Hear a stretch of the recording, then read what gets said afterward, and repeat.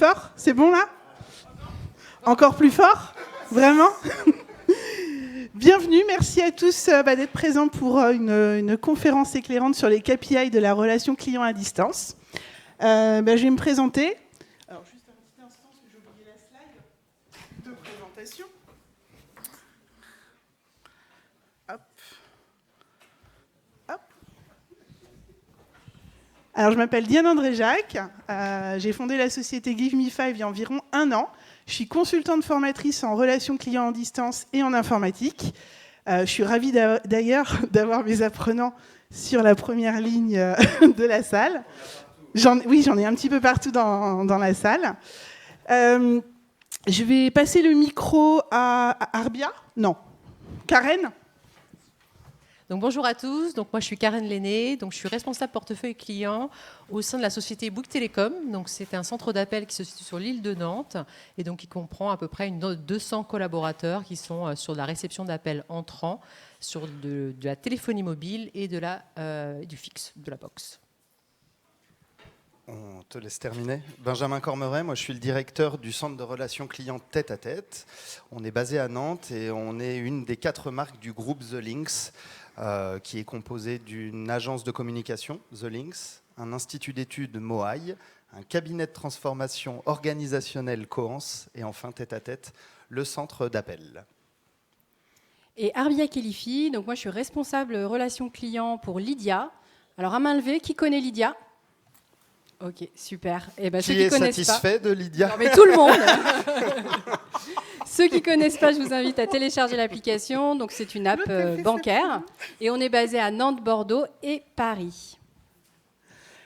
Alors, tu fais partie de Lydia, mais tu fais également partie du Club des Marguerites, non ? Oui, tout à fait, exactement. Ouais.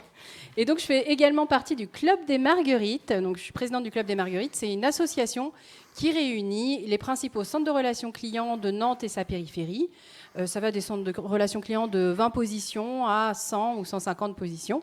Et on se réunit plusieurs fois dans l'année autour de thématiques managériales pour faire avancer nos managers sur les thématiques problématiques de leur centre de relations clients. Donc, si vous voulez des renseignements sur le Club des Marguerites, je vous invite à aller sur notre site web et puis vous avez des petites cartes juste à la sortie de la conférence.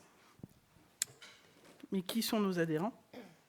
Et nos adhérents, effectivement, quelques logos de nos adhérents. Je pense qu'on n'a oublié personne. Vous voyez, il y a différents services bancaires, assurances, dans le BTP.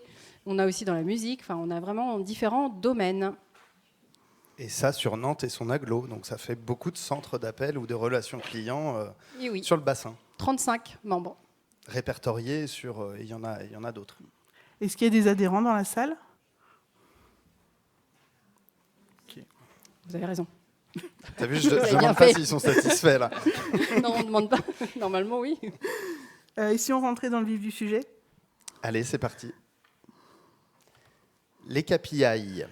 KPI, sujet incontournable lorsqu'on pilote un centre de relations clients.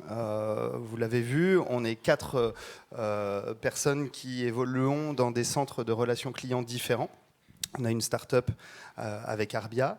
Un petit centre d'appel avec Karen et Bouygues Télécom. C'est combien de positions ? Oui. 200. Tête à tête qui est un outsourcer et puis Diane qui accompagne des centres de relations clients justement à piloter leur activité. Les KPI, c'est une notion clé dans un centre de relations clients puisque ce sont des indicateurs de performance. Donc il en existe énormément. On en a répertorié quelques-uns, pas forcément ceux incontournables, mais ceux qui nous paraissaient intéressants de partager avec vous aujourd'hui, parce que vous allez le voir, en fonction de la typologie de la structure, eh bien, on les utilise ou pas de la même manière, ils sont prioritaires ou pas, et donc on va essayer de balayer avec vous eh bien, une bonne partie de ces KPI et de vous expliquer comment aujourd'hui on les regarde, comment on les pilote et ce qu'ils nous permettent d'obtenir en interne, d'améliorer. KPI, indicateur qui peut mesurer la satisfaction client, la qualité de la relation client, la satisfaction des collaborateurs en interne, la productivité. Il y a énormément de choses que l'on mesure sur un centre d'appel. Et donc, on va vous présenter 12 KPI que l'on a répertoriés.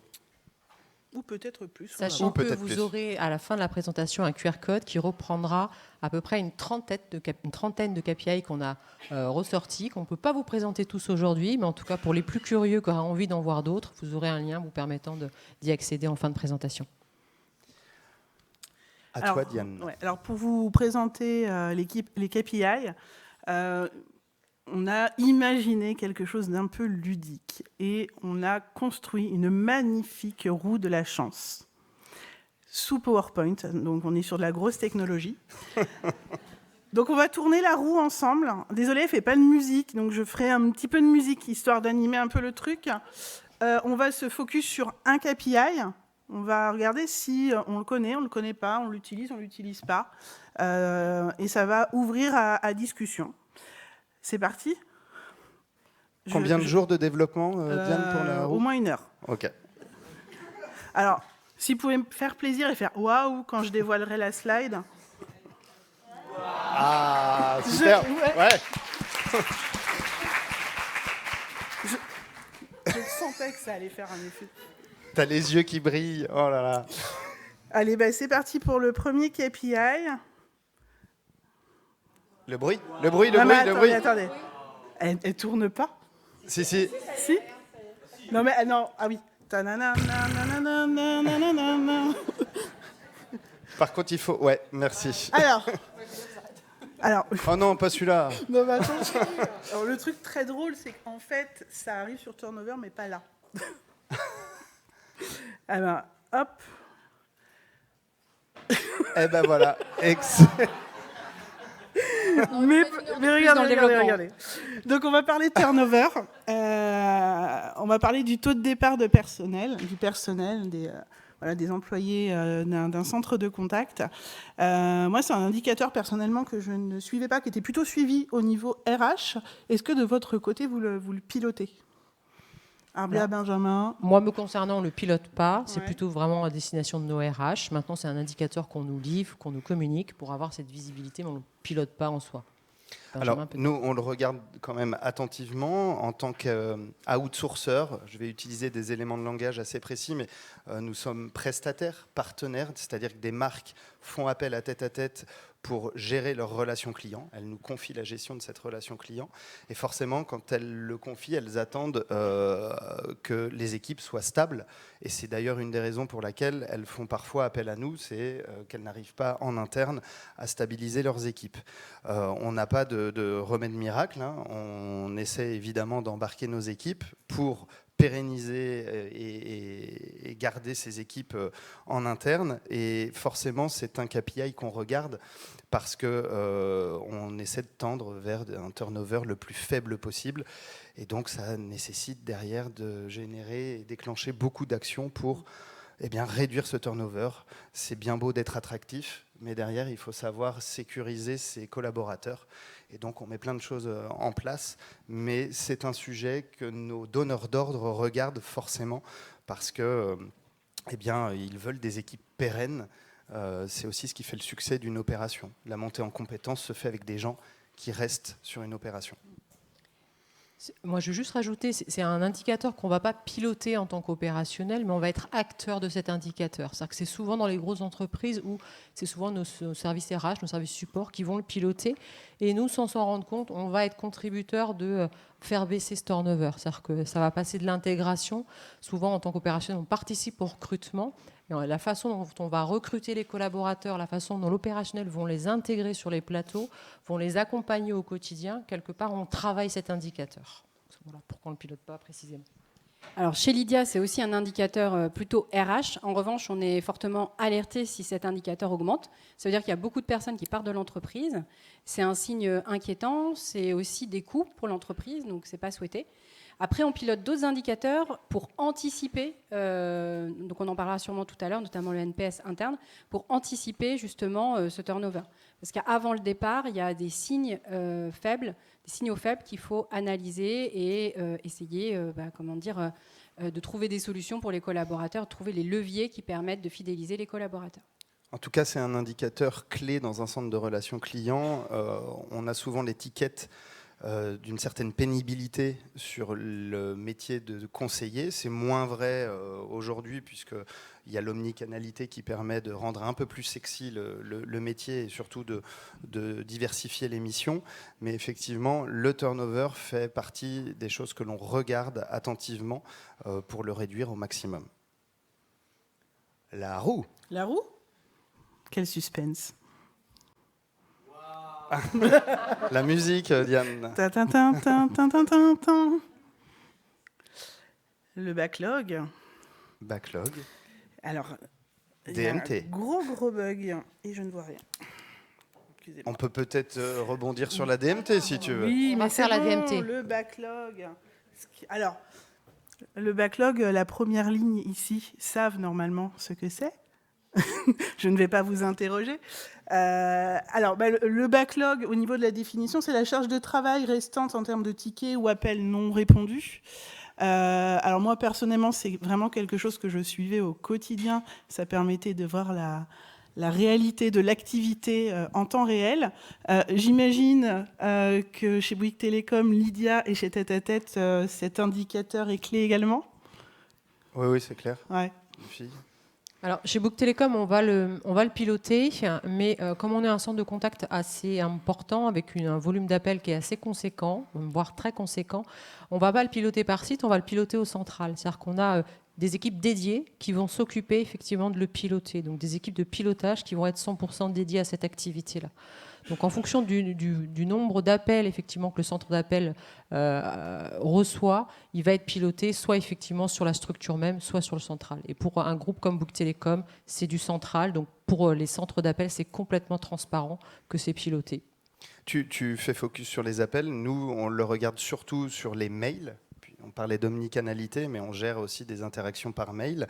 Et donc, en fait, quand on parle de tickets, c'est une demande qui est ouverte, qui est en attente d'être traitée. Et donc, forcément, l'idée, c'est de la traiter le plus rapidement possible, d'engager une réponse ou une interaction très rapidement. Et parfois, on a des pics d'activité avec des tickets qui s'accumulent, et c'est ça qu'on appelle un backlog. Et donc, l'idée, c'est d'avoir évidemment le backlog le plus réduit possible, voire vide.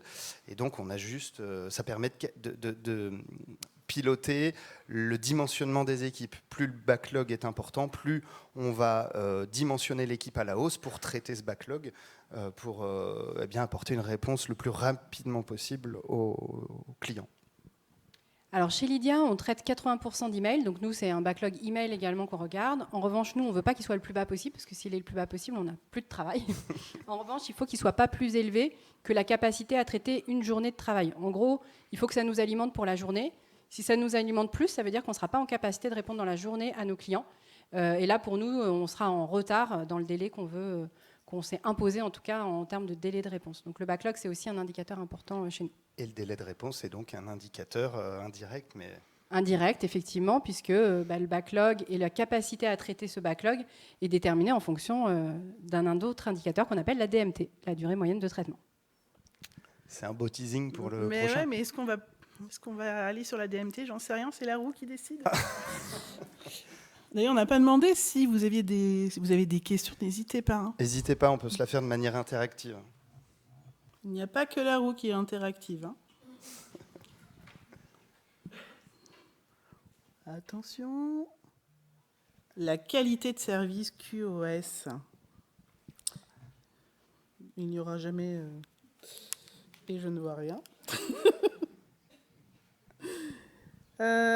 Alors, la qualité de service, avant de retrouver la slide, on va dire que c'est un indicateur qui est connu de tout le monde, c'est le fameux taux décroché.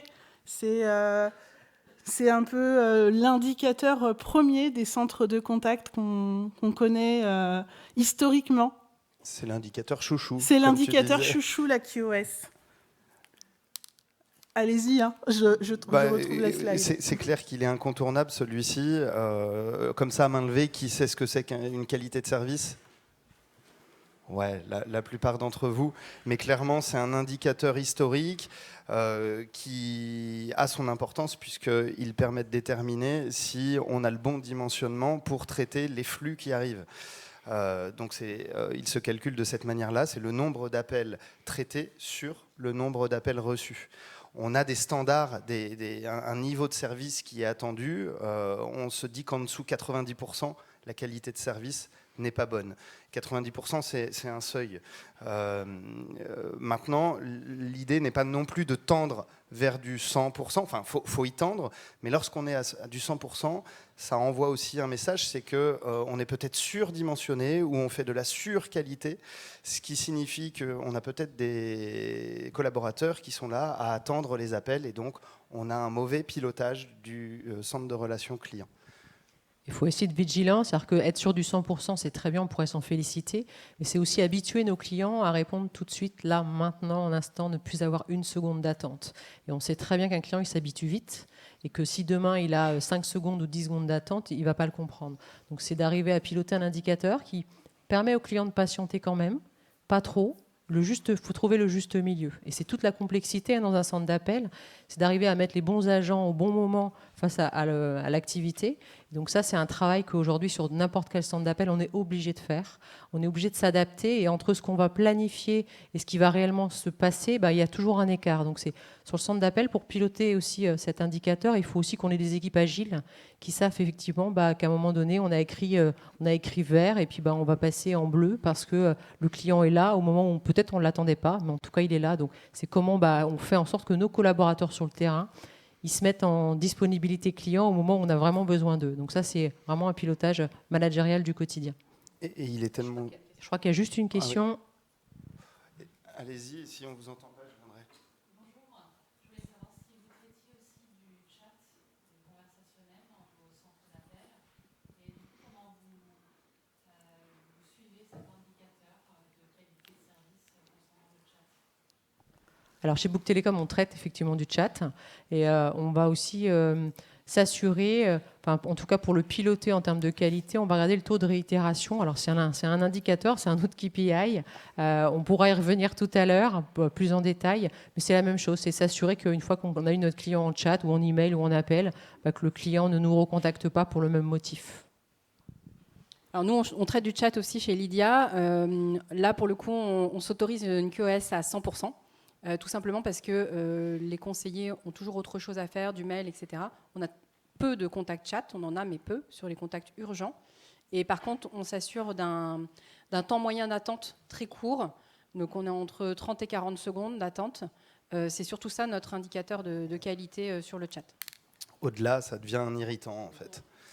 Et je crois même que toi, la qualité de service, elle est pilotée aussi au niveau, enfin pas aussi, mais au niveau national, tellement il est fondamental. Elle est pilotée au niveau central, c'est-à-dire qu'aujourd'hui, les appels arrivent sur un endroit précis et sont envoyés sur le centre d'appel de France qui est le plus disponible. C'est-à-dire que si j'ai sur un centre d'appel une saturation parce qu'ils sont tous en appel, ils viennent juste de démarrer tous leur appel, on sait que le temps que la demande soit traitée, ça va durer un petit moment, eh bien l'appel il va rester au début sur le central et dès qu'un agent va être disponible, il va partir. Donc il va partir à Nantes ou il va partir à Bordeaux ou il va partir à Strasbourg. Donc il va partir là où on sait que le collaborateur va décrocher le plus rapidement possible. Ce qui va nous permettre effectivement de ne pas laisser des clients en attente sur un site, alors que peut-être que dans une autre ville de France, on a de la disponibilité. Donc ça nous permet d'assurer effectivement une prise en charge optimale. Et c'est un KPI qui se gère en temps réel. On fait pas, on compte pas, enfin on regarde pas ce KPI en fin de journée en se disant on a été bon ou mauvais. Ça se pilote au quart d'heure, voire à l'instant T. Et on gère le dimensionnement. Souvent, on en revient. Piloter un centre de relations clients, c'est piloter des ressources humaines, pas que, mais c'est mettre le bon dimensionnement en face. Et il y a aussi, je fais une petite aparté, mais sur la gestion de crise. Nous, il nous arrive de gérer des crises, donc avec des flux d'appels anormaux. Et on n'a pas forcément le staff pour gérer d'un coup un pic de 600 appels quand on en reçoit 50 à l'heure, par exemple. Et donc là, on peut accepter de dégrader cette qualité de service en disant « Ok, je ne pourrai pas staffer pour atteindre ce niveau de service attendu. En revanche, à nous de trouver le juste milieu. Forcément, ça a des incidences financières pour l'entreprise. Si on veut atteindre à chaque fois ces 90%, eh bien, ça a des coûts. Donc, il faut trouver un juste milieu, et c'est d'un commun accord, soit entre le partenaire et nous, l'outsourceur, ou vous, en interne, en disant, OK, il y a peut-être d'autres priorités. Et ça, vous l'avez tous vécu quand vous avez appelé un service clientèle et on vous dit actuellement vous êtes très nombreux à nous joindre et nous vous invitons à aller sur notre espace client ou à nous rappeler ultérieurement.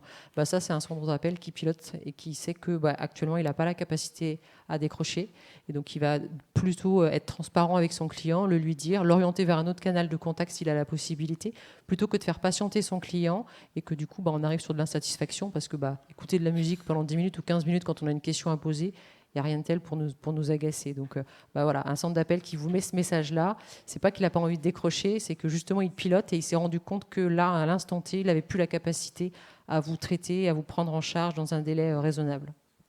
Puisqu'on parle de gestion de crise, ça peut être intéressant de vous partager aussi qu'en start-up, ça fonctionne un petit peu différemment. Alors, pas toutes les start-up, mais en tout cas chez nous, en grosse crise, incident par exemple où nos clients ne peuvent plus utiliser leur carte, ça arrive quasiment jamais. Mais si ça arrive, en fait, tous les salariés sont amenés à traiter des mails, en fait. Alors, on va dégrader parce qu'on ne va pas avoir la même manière de répondre qu'un conseiller qui fait ça toute la journée. Mais par contre, tout le monde s'y met, les dirigeants, le service marketing, tout le monde participe à l'effort. Et maintenant, on essaie, donc la qualité de service, vous l'aurez compris, c'est le nerf de la guerre, mais clairement, quand on sait qu'on n'a pas les ressources en face pour gérer ces flux importants, on y met de nouvelles technologies. Vous avez peut-être déjà appelé ce qu'on appelle un serveur vocal interactif, le taper 1, taper 2, ça aussi ça peut être un irritant. Eh bien on y met des technos d'appel zen, c'est-à-dire qu'on propose à l'appelant d'être rappelé, à défaut d'attendre 10 minutes ou d'être de ne pas savoir quand est-ce qu'il va être pris en charge. Et donc ça permet aussi de soigner une qualité de service. L'appelant raccroche, mais va être rappelé dès qu'un agent sera disponible. C'est des biais qui permettent de soigner le parcours client, en fait. Ou du voice bot. Ou du voice bot. Pour compléter. C'est ça. Il y a une question ?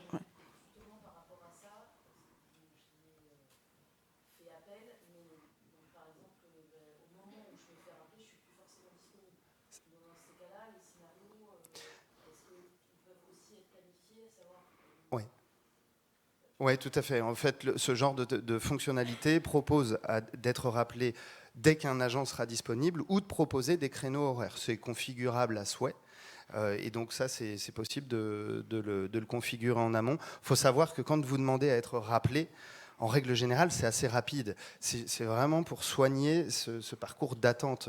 Vous avez des collaborateurs en face et on peut prioriser, c'est-à-dire que dès qu'un agent devient disponible, il n'est pas prioritaire sur les appels entrants, mais sur justement ces appels sortants. Donc tout de suite, il rappelle, c'est une question de minutes. Je vous invite à le faire si vous avez ce choix possible. Généralement, c'est probant. Oui.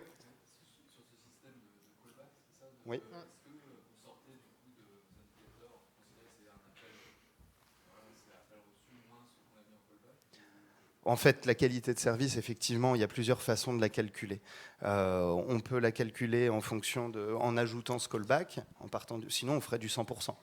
Donc on l'exclut ou on essaie évidemment d'avoir le moins de callback pour avoir les personnes qui sont directement prêtes à décrocher, mais on l'inclut dans des calculs. Oui. On en tient compte. Du coup, le fait que la personne au centre d'appel rappelle et l'empêche du coup de recevoir les appels, ça ne crée pas un biais de... Si, tout à fait, mais on a un client derrière qui est satisfait, et puis parfois ce sont juste sur des pics d'appels. On essaie de prévoir tous ces flux d'appels, mais bon, les journées du lundi sont génératrices plutôt de fort volumétrie d'appels, donc ça permet à certains moments dans la journée d'amener une alternative. Mais effectivement, ça ne résout pas le problème, mais ça vient soigner le parcours d'attente. D'autres questions ?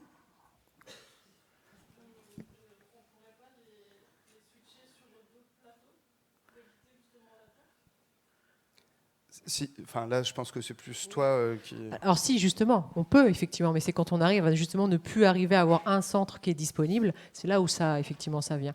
Mais après, on a aussi des callbacks, parce qu'on là, on voit le callback d'urgence, mais on a aussi des callbacks qu'on se crée nous-mêmes, et on se dit à un moment donné, je prends l'exemple du mail ou du chat, on se rend compte que la communication devient compliquée, ou le client tourne en rond, c'est d'un moment donné de proposer au client d'être mis en relation avec un conseiller sur un créneau souhaité.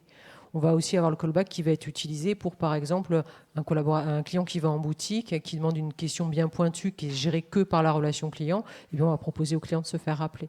Donc, le callback, ce n'est pas qu'un pansement, mais en tout cas, c'est utilisé comme pansement quand on n'arrive pas à répondre en temps réel. On continue ? Allez. Ouais.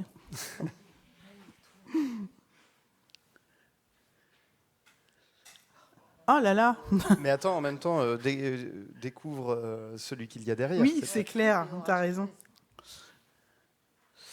Ah, le NPS interne. On connaît bien le NPS plutôt externe, le Net Promoter Score, la fameuse question dans quelle mesure recommanderiez-vous cette entreprise à un ami, à un collègue. Et là, on a voulu parler du NPS interne, alors notamment chez Lydia Arbia qui va nous en parler. Oui, tout à l'heure, on parlait du turnover. Donc, l'idée, c'est d'anticiper le turnover, parce que quand le turnover est là, c'est déjà trop tard. Et donc, on a un indicateur qui s'appelle le NPS interne. Donc, tous les mois, on interroge nos collaborateurs sur différentes questions.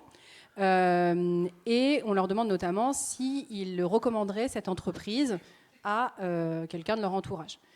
On est OK avec le fait qu'ils ne le recommandent pas à tout le monde, parce que tous les métiers ne vont pas à tout le monde. En revanche, ce qu'on regarde, c'est la variation d'un mois à l'autre. Est-ce qu'on recommande moins notre entreprise ou est-ce qu'on la recommande plus ou à l'identique ? Et si on la recommande moins, c'est forcément un indicateur d'alerte pour nous. Et dans ces cas-là, dans les réunions d'équipe, il y a des échanges qui s'organisent autour du bien-être, autour de ce qu'on pourrait faire dans l'intégration de nos collaborateurs, dans la formation, pour essayer de trouver des solutions adaptées et bien sûr de retenir les collaborateurs au maximum. Est-ce que vous avez des questions sur le NPS ? Oui.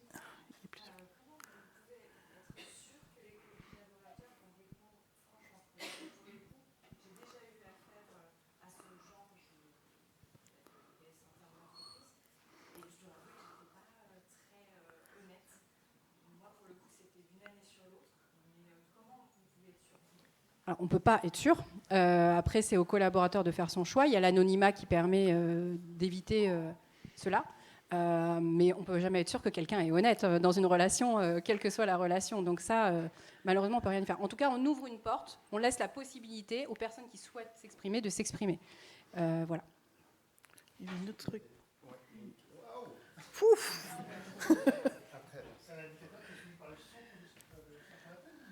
Par les dirigeants. En fait, je le partage tous les mois avec les dirigeants. Et à chaque fois, on s'interroge pourquoi ça a baissé, pourquoi ça a augmenté. Je n'ai pas toujours les réponses, mais en tout cas, quand je les ai, on essaie de trouver des solutions avec les dirigeants. Ils le suivent pour tous les services, en fait, pas que pour la relation client. Ah non, on le fait par service. Ouais. Il y avait une autre. Ah, la même question. On a ici. On a fait les deux. Je conseille anonyme.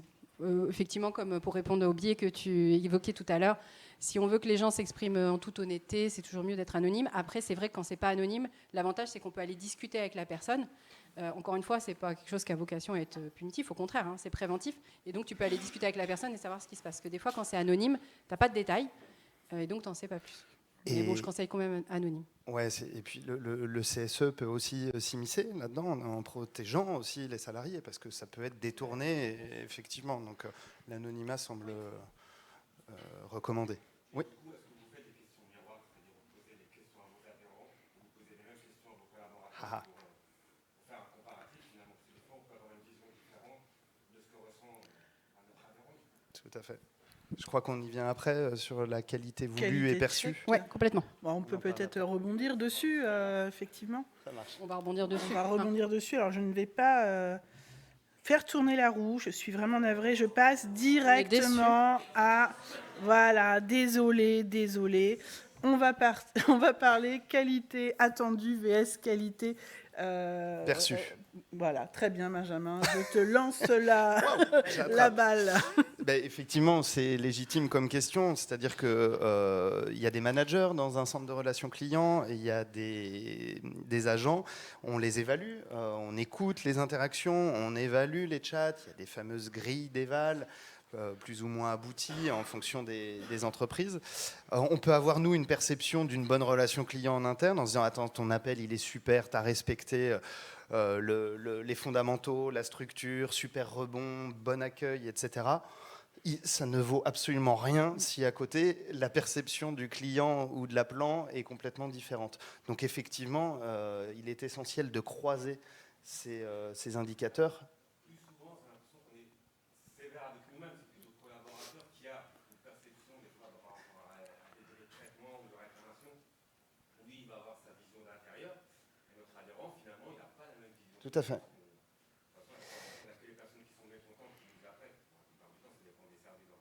C'est vrai. Mais il y a une entreprise, je peux la citer, qui s'appelle la MNT, la Mutuelle Nationale Territoriale, qui a mis en place, alors je n'ai peut-être pas tous les éléments, mais ça s'appelle l'appel Bravo, je crois. En fait, ils permettent à l'appelant, en fin d'appel, de laisser un message vocal à destination du conseiller et pas des dirigeants ni des managers pour tout simplement envoyer un peu de peps, du sourire s'ils ont envie de leur laisser un message sympa.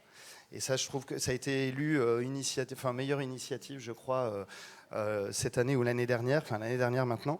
Mais voilà, il y a aussi effectivement, il faut promouvoir les beaux appels et les beaux moments réalisés par nos agents.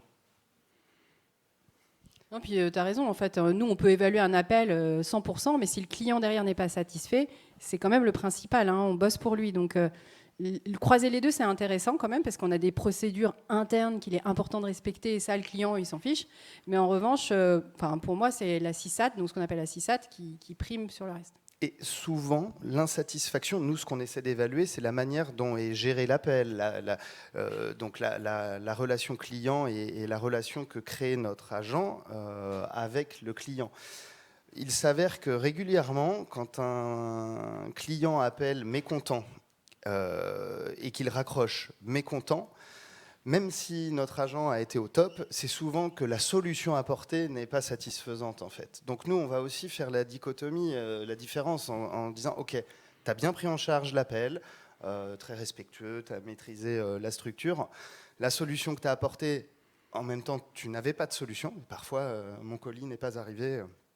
Je ne suis pas content, à part de lui demander de patienter ou de lui apporter quelques éléments, ça peut, mais ça ne va jamais satisfaire le client, donc on essaie aussi de faire attention à ça.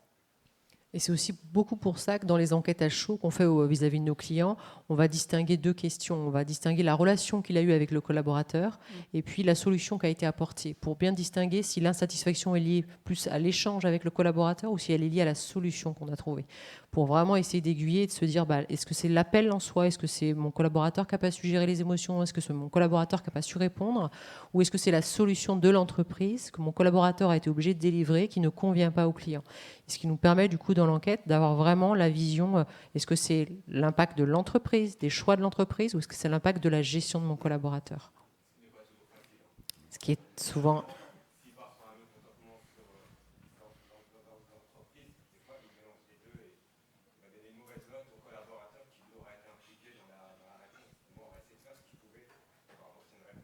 C'est ça. Et donc, chez Bouygues Télécom, pour vous donner l'exemple, nous, tous nos managers vont recontacter les clients insatisfaits. C'est-à-dire qu'à partir du moment où le client a fait la démarche de répondre à l'enquête, et s'il est insatisfait, on va lui poser la question, est-ce que vous voulez être recontacté? Et s'il dit oui, chaque manager, si c'est son équipe qui est concernée, va recontacter le client pour s'assurer d'avoir bien compris l'insatisfaction et puis d'essayer de trouver une solution, ou peut-être juste de redire et de reconfirmer ce que le collaborateur a dit, mais on fait l'effort et on fait la démarche de remercier déjà le client d'avoir répondu, d'avoir passé du temps à nous répondre, et puis nous on essaye derrière de retrouver une solution dans la possibilité qu'on peut avoir. Il n'y a rien de pire que de prendre l'avis d'un client et de ne rien en faire derrière en fait. Oui, on fait la même chose chez Lydia, on rappelle tous les clients qui se disent insatisfaits. On ne leur pose pas la question, on les recontacte directement et ils sont très satisfaits d'être recontactés déjà. Rien que ça, c'est important d'être pris en compte. Et sur les enquêtes à chaud, ce qui est important, c'est de le piloter effectivement, vision entreprise, vision management, mais c'est aussi de le redescendre aux collaborateurs. C'est-à-dire qu'aujourd'hui, il faut exploiter ces données pour motiver. Alors, il faut exploiter les données pour progresser, mais envoyer des retours à des collaborateurs en disant bah, tu vois, le client il n'est pas content, tu vois, tu aurais dû faire comme ci ou tu aurais dû faire comme ça, c'est bien, il faut faire progresser, mais c'est aussi important à un moment donné, quand on a ces retours et qu'ils sont ultra positifs, de les partager avec les équipes pour aussi motiver et montrer qu'ils n'ont pas que des appels compliqués, qu'ils n'ont pas que des clients mécontents. Et du coup, ça permet aussi de mobiliser. On parlait de turnover tout à l'heure, bah, c'est aussi des petits moyens comme ça qui font que managérialement, on a des KPI donc on pilote, mais derrière, il faut exploiter la donnée que nous envoie le client et la partager aussi avec nos collaborateurs. Des questions ? Alors, j'ai décidé de faire la roue moi-même. Mais tu es toujours en roue libre, de toute façon, toi. Exactement. Et de vous proposer un KPI, parce que je vois qu'il reste 10 minutes et on n'a pas parlé de vente. Et donc, je vous propose le taux de prise de rendez-vous, le taux de vente. Je crois que c'est Benjamin et Karen qui ont beaucoup de choses à dire sur ce sujet. Alors moi, ce KPI, je l'identifie surtout à de l'appel sortant. Donc on gère des dispositifs de développement commercial pour certaines marques et donc on génère des appels. C'est vraiment le dispositif en lui-même. Et donc on va forcément suivre cet indicateur pour le coup de productivité. L'objectif sur une prise de rendez-vous, c'est que l'appel aboutisse sur un rendez-vous et sur de la vente, sur une vente. Et donc forcément, ce taux de prise de rendez-vous ou ce taux de vente, il est très important puisque c'est un KPI de rentabilité. L'entreprise qui fait appel à nous, c'est pour du rendez-vous. Et ce taux, eh bien, en fait, il est très difficile à piloter pour la simple et bonne raison, c'est que ça dépend forcément du contexte de la cible. Nous, on appelle des cibles particulièrement B2B. Entre un TNS ou une TPE versus une boîte du CAC 40, forcément, le taux de prise de rendez-vous n'est pas du tout le même. Et souvent, on est confronté, nous, outsourceurs, à des marques qui viennent nous voir en nous disant « Ok, on vous choisit, mais c'est quoi votre promesse de taux de prise de rendez-vous ?» À part donner quelques tendances, finalement, c'est propre à la qualité du fichier, au contexte temporel, est-ce que j'appelle au bon moment, est-ce que le fichier est qualifié, et puis évidemment aux performances de l'équipe.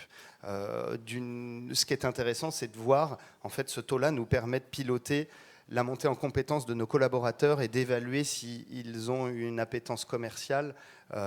Forcément, si quelqu'un fait 20% de prise de rendez-vous et sur la même opération, quelqu'un fait 5%, il y a un axe d'amélioration, voire 20%, c'est peut-être trop. Peut-être qu'il va faire du rendez-vous, mais qui n'est pas de qualité. Donc, on doit le piloter à la hausse comme à la baisse, et ça, c'est très important chez nous. Et toi, tu le pilotes d'une autre manière? Alors nous, on le pilote sur les appels entrants, donc c'est un peu différent. C'est que nous, on va profiter de chaque opportunité d'avoir notre client en ligne pour lui proposer un nouveau service, un nouveau forfait, une nouvelle offre. Donc c'est ce qu'on va appeler nous taux de placement, donc des ventes concrètement. Donc on va piloter le taux de proposition, donc la capacité de notre collaborateur à proposer déjà, parce que avant de parler de vente, faut s'assurer que nos collaborateurs ils ont le réflexe de proposer. Donc on va piloter le premier levier, c'est est-ce que j'ai un taux de proposition qui est bon. Donc le tout, c'est qui propose, même si ça ne concrétise pas, ça c'est pas grave, ça c'est du rôle du management d'accompagner derrière. Donc le taux de proposition, et puis ensuite on va piloter un taux de vente, donc un nombre de ventes par appel prix, et qu'on va aussi calculer en fonction des profils clients. C'est-à-dire qu'on va analyser quels sont les clients qui sont éventuellement potentiels de vente. Je vous donne un exemple. Quand vous allez sur un espace client, vous allez naviguer, vous allez regarder les petites choses. Tiens, j'ai envie de changer de téléphone, par exemple. Eh bien, je vais aller sur la page de renouvellement de téléphone. Je vais regarder le dernier iPhone. Je vais regarder pendant 1-2 minutes. Hop.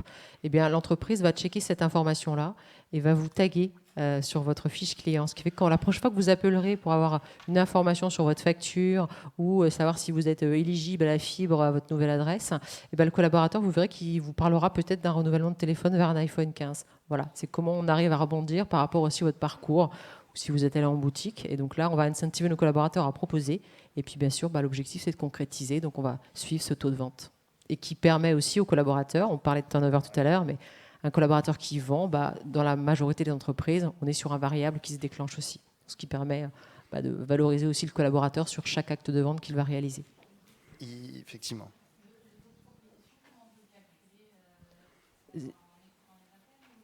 Non. Alors, ce qui se passe, c'est qu'on va avoir donc nos fiches clients. Donc, dès qu'un client appelle, donc il est popé, on va dire, par notre ACD. Et puis, le collaborateur, il va codifier dans notre outil de relation client le fait qu'il a proposé.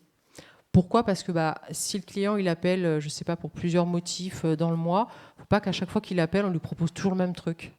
Ils vont avoir l'impression qu'on va avoir un script. Donc, si on a proposé un service A à un client qui nous a dit non, ça ne m'intéresse pas, l'objectif, c'est que l'appel d'après, il ne le propose pas. Donc, ils ont une codification qui nous permet de dire, proposition faite, client refuse, client accepte ou client réfléchit. Donc, si on le met en réfléchi, par exemple, en prochain appel, on va rebondir dessus. Mais du coup, ça me calcule un taux de proposition. Mais c'est du déclaratif ? C'est du déclaratif. Du coup, il y a du contrôle peut-être par des écoutes. C'est du déclaratif. Ou... Et après, on a les évaluations dont on parlait tout à l'heure, qui nous permettent aussi d'évaluer si les propositions sont faites. Il nous reste 5 minutes. Oui. Et je crois qu'il y a des questions.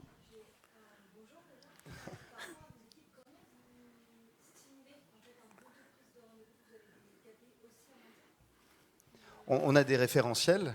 Donc ça, c'est ce qui nous permet déjà d'identifier l'attendu. On est tout à fait à même de les bouger en fonction de la réalité. Des premiers, par exemple, premières semaines d'appel, on va avoir une tendance. On a nos convictions aussi. Donc forcément, on met un objectif et puis on le fait évoluer. Si je mets un objectif de 10% et que j'ai des super performeurs et que dès le départ, ils me font du 20%, et évidemment, on va essayer de les challenger. Tu parlais de variables, d'incentives. Voilà, on y met aussi une carotte au bout, comme tout bon commercial. C'est ce qui permet de motiver. Donc on fait bouger, on le travaille avec eux. On est vraiment dans un esprit collaboratif, mais on a aussi nos convictions. Quand ils sont bien en deçà des standards, on sait aussi leur dire, bon, écoutez, vous n'êtes pas au niveau, on sait que c'est plus compliqué à cette période, mais à nous de les faire monter en compétences, en fait. Et là, il y a un vrai travail managérial. Ça répond à votre question ? Est-ce que vous aviez d'autres questions ? Peut-être de KPI qu'on n'a pas parlé. On n'a pas tout vu. Alors, on n'a pas tout vu. On savait qu'on n'allait pas tout voir. C'est pour ça qu'on s'est permis de compiler une trentaine de KPI sur notre site internet www.clubdesmarguerites.fr. Donc vous avez le QR code, vous pouvez tout à fait scanner et accéder à notre site et vous aurez cette trentaine de KPI à disposition. Et si vous avez besoin d'informations sur le club, vous avez aussi notre adresse email et on se fera un plaisir de vous donner des infos. En tout cas, merci à tous. Merci à tous.